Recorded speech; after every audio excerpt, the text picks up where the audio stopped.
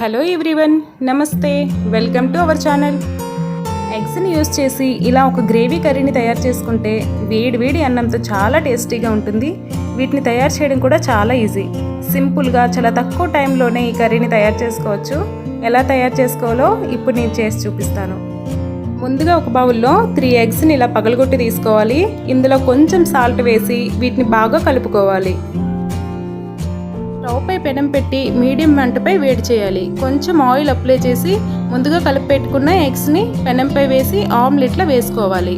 ఈ ఆమ్లెట్ చుట్టూ కొంచెం ఆయిల్ని వేసి ఒకవైపు కాస్త గోల్డెన్ కలర్ వచ్చేంత వరకు ఉంచి ఇప్పుడు నెమ్మదిగా రెండో వైపు టర్న్ చేసుకొని గోల్డెన్ కలర్ వచ్చేంత వరకు కాల్చుకొని ఆమ్లెట్ని ఫోల్డ్ చేసి ఒక ప్లేట్లోకి తీసుకోవాలి.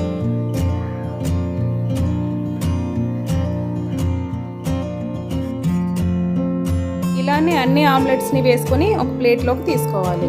మరోవైపు కడాయి పెట్టుకొని అందులో కొంచెం ఆయిల్ వేసుకొని ఆయిల్ కాస్త వేడైన తర్వాత కొంచెం జీలకర్ర, 2 మీడియం సైజు ఉల్లిపాయ ముక్కల్ని అలాగే పచ్చిమిర్చి ముక్కల్ని వేసుకొని ఈ ఉల్లిపాయ ముక్కలు కాస్త లైట్ బ్రౌన్ కలర్ వచ్చేంత వరకు ఫ్రై చేసుకోవాలి.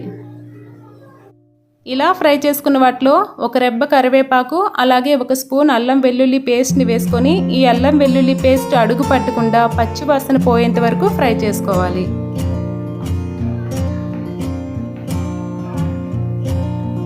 ఇప్పుడు ఇందులో 2 మీడియం సైజ్ టమాటోల్ని ఇలా చిన్న ముక్కలుగా కట్ చేసుకొని వేసుకోవాలి. ఇప్పుడు వీటన్నిటిని బాగా కలుపుకోవాలి.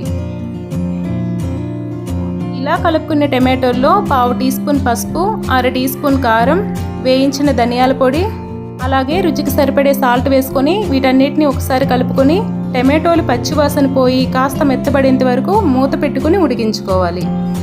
కాసేపటి తర్వాత మూత తెరిచి చూస్తే టమాటోలు బాగా ఉడికిపోయాయి. ఇలా గరిటెతో మెదుపుకుంటూ ఈ టమాటోలు గ్రేవీలా అయ్యేంత వరకు కలుపుకుంటూ ఉండాలి.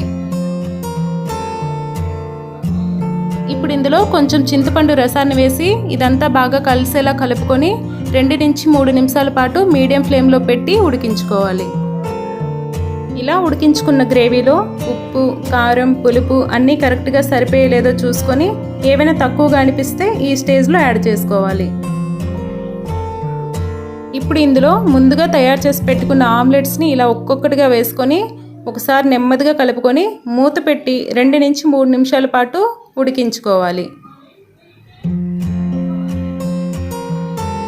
2 నిమిషాల తర్వాత మూత తీసుకొని ఇలా ఆమ్లెట్స్ని నెమ్మదిగా టర్న్ చేసుకొని ఇంకొక నిమిషం పాటు ఉడికించుకుంటే సరిపోతుంది.